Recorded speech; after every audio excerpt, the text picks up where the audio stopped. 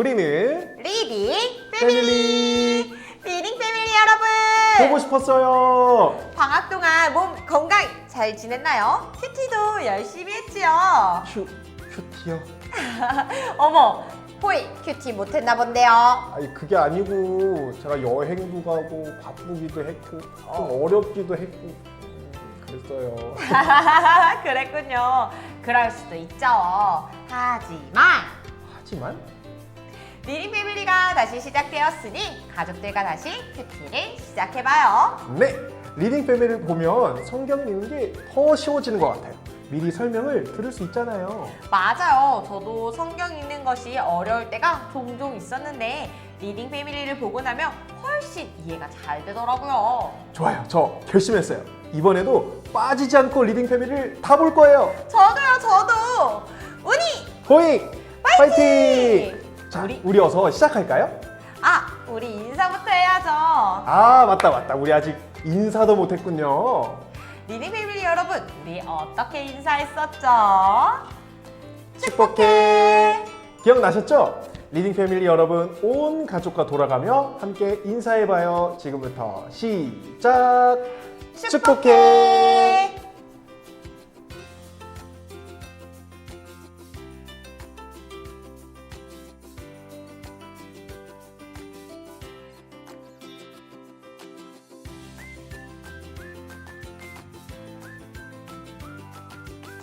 호잉, 우리 하나님과도 인사해볼까요? 기도하자는 얘기죠? 좋아요! 이번엔 제가 게임을 추천해 볼게요. 호잉, 뭔데요? 바로 물건 튕기기예요. 주변에서 작고 가벼운 물건을 각자 하나씩 가져오는 거예요. 저는 여기 병뚜껑 할래요. 좋아요. 저는 이 카드로 해볼게요. 자, 여기서 테이블 가장 먼 곳까지 슝 밀어보는 거예요. 이렇게. 오, 쉬운데요? 단, 테이블 저 끝까지 가서 떨어지면 탈락이에요. 탈락. 좋아요. 물건 튕기 게임에서 가장 멀리 간 사람이 기도하기래요. 모두 시작!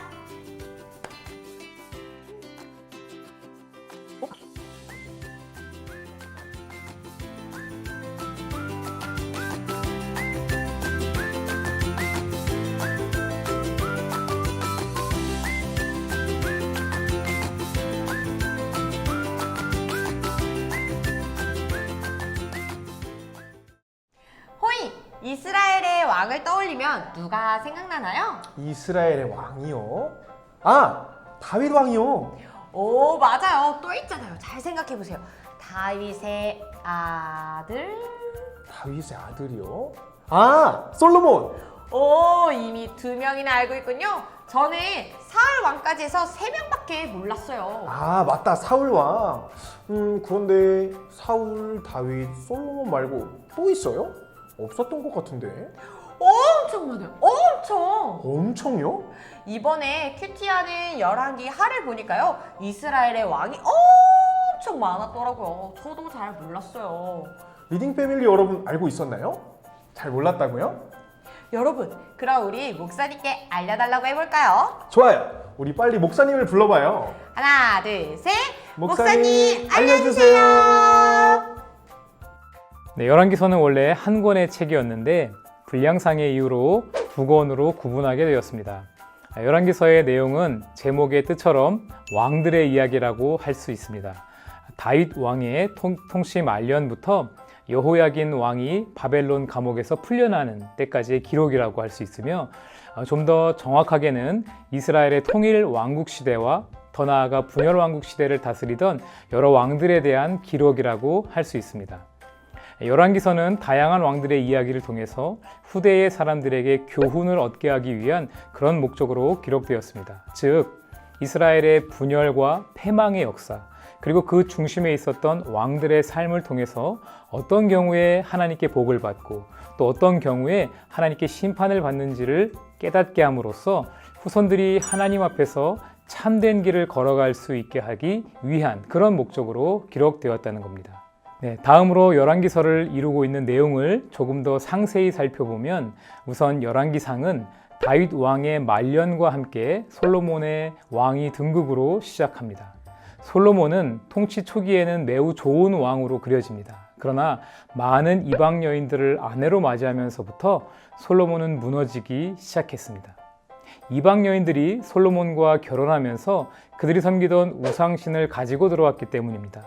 결국 이스라엘은 솔로몬 이후 남유다와 북이스라엘로 분열하게 되는데, 남유다는 솔로몬의 아들 르호보암이, 그리고 북이스라엘은 여로보암이 다스리게 됩니다. 이어서 열왕기상 12장부터 열왕기하 17장까지는 분열 왕국과 북이스라엘의 멸망을 다룹니다. 두 왕국의 이야기가 전개되면서 동시에 두 왕국의 왕들의 통치가 번갈아 가면서 기술됩니다.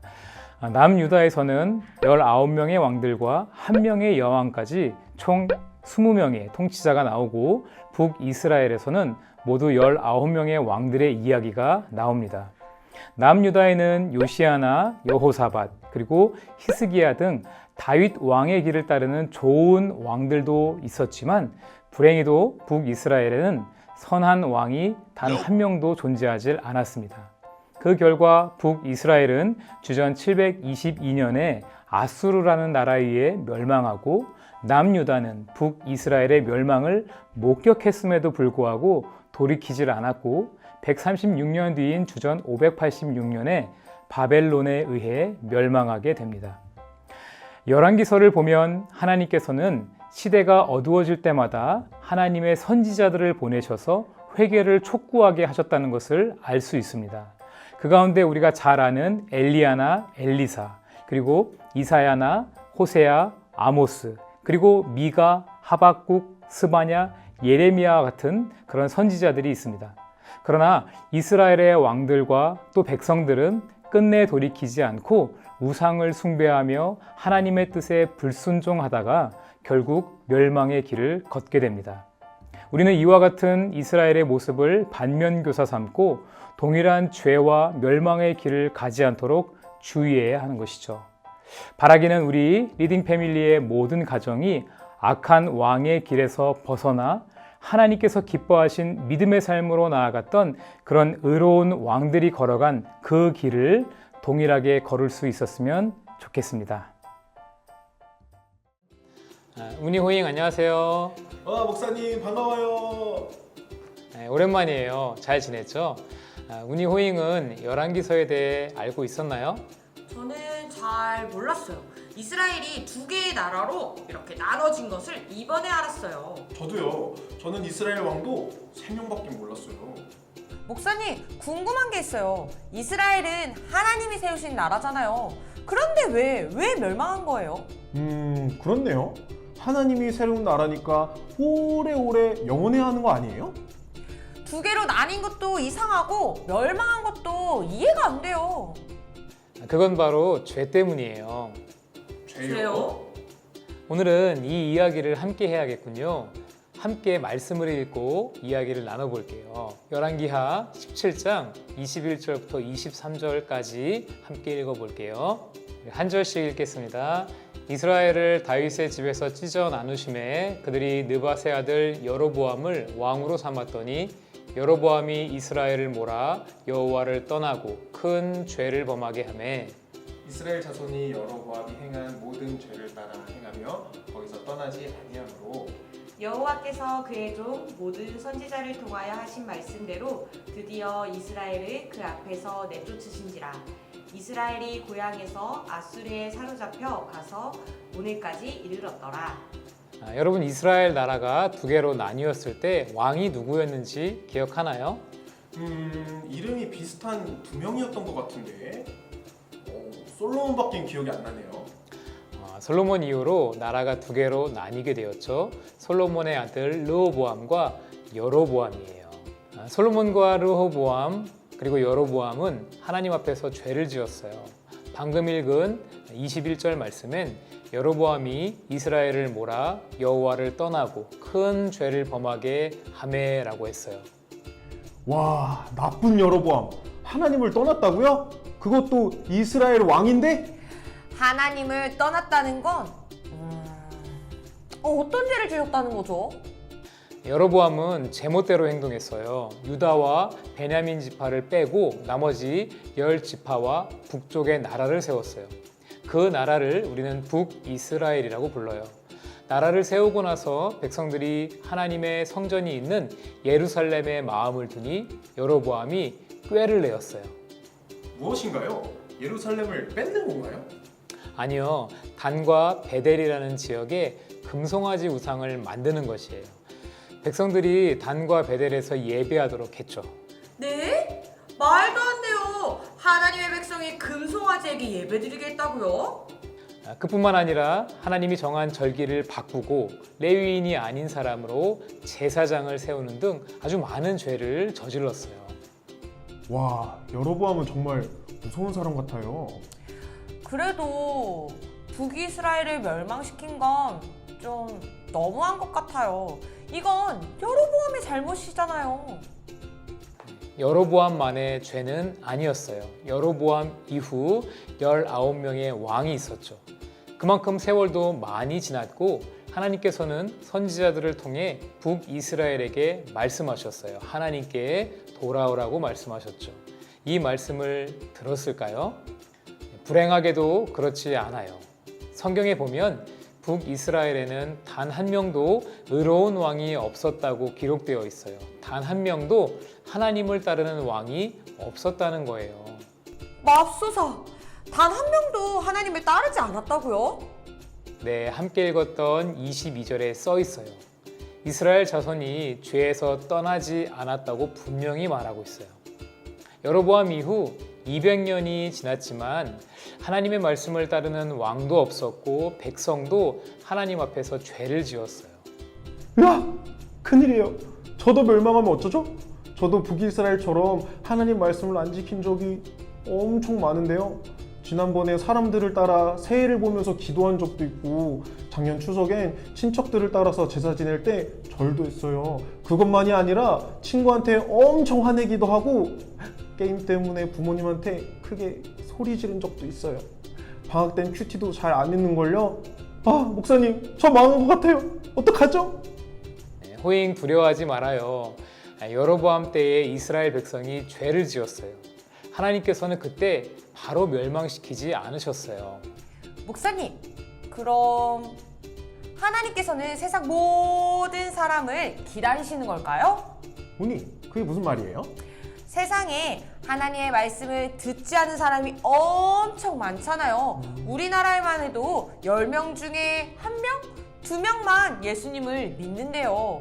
대부분 하나님을 믿지 않고 자기 맘대로 살잖아요. 그런데도 우리가 멸망하지 않는 건 하나님이 사람들을 기다리시는 건 아닐까요? 요한복음 3장 16절에 이 말씀이 있죠. 하나님이 세상을 이처럼 사랑하사 독생자를 주셨으니, 하나님은 세상, 그러니까 모든 사람을 사랑하셔서 독생자 예수님을 보내주셨어요. 모두가 예수님을 믿음으로 하나님의 자녀가 되길 원하세요. 그들이 돌아오기를 기다리고 계신 거예요. 선지자를 통해 하나님의 말씀을 전한 것처럼 우리를 통해 세상에 복음을 전하게 하시죠. 저희 큰아빠가 많이 아프세요. 모두 큰아빠가 곧 돌아가실 것 같다고 해요. 그런데 아직도 예수님을 믿지 않으세요. 큰아빠, 큰엄마, 가족들 모두 예수님을 믿지 않으세요. 하나님이 큰아빠를 기다리고 계시다는 걸 꼭 알려주고 싶어요. 하나님께로 돌아오라고 전해주고 싶어요. 운이 좋은 생각이에요. 하나님께서는 노아 때처럼 세상을 모두 없애고 다시 시작할 힘이 있으신 분이세요. 그럼에도 오랜 시간 기다리고 계시죠. 우리를 사랑하시기 때문이에요. 아직 이 사실을 알지 못한 채 자신의 생각대로 사는 사람들이 많아요. 때로는 예수님을 믿는 우리도 마찬가지죠. 하나님께 회개하고 돌아가는 우리 모두가 되었으면 좋겠어요. 성령님께서는 우리가 하나님께 돌아가도록 도와주세요. 리딩 패밀리 여러분, 이 시간 가족들과 이야기 나눠보세요. 첫 번째, 최근에 지었던 죄가 있다면 가족들과 함께 나눠보고 회개기도 해보세요. 그리고 두 번째, 주변에 예수님을 전하고 싶은 사람이 있는지 함께 살펴보고 그의 이름을 부르며 함께 기도해 보세요. 죄를 고백했다가 오히려 아빠 엄마에게 혼나면 어떡하죠? 좀 무서워요. 아빠, 엄마, 이번만큼은 혼내지 않고 용서해 주세요. 함께 하나님께 회개 기도해요. 맞아요. 대신 우리 모두 다시는 그 죄를 짓지 않도록 약속해요. 꼭이요. 그리고 아빠, 엄마도 솔직히 나눠주셔야 해요. 맞아요. 지금 잠시 일시정지를 누르고 솔직히 함께 나눠보세요. 그럼 다 함께 터치!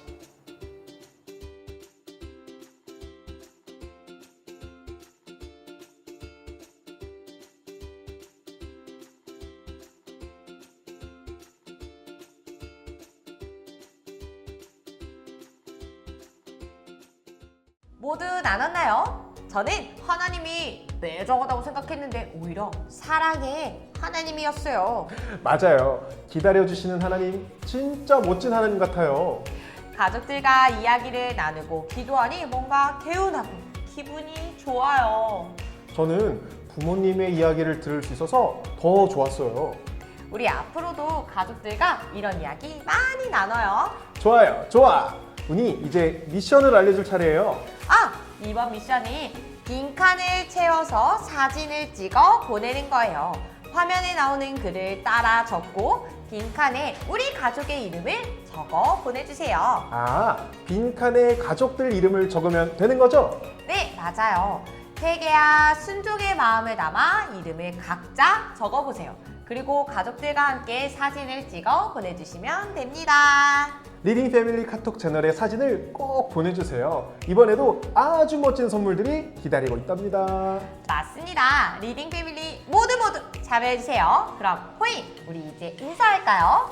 우리는 리딩 패밀리. 패밀리 안녕.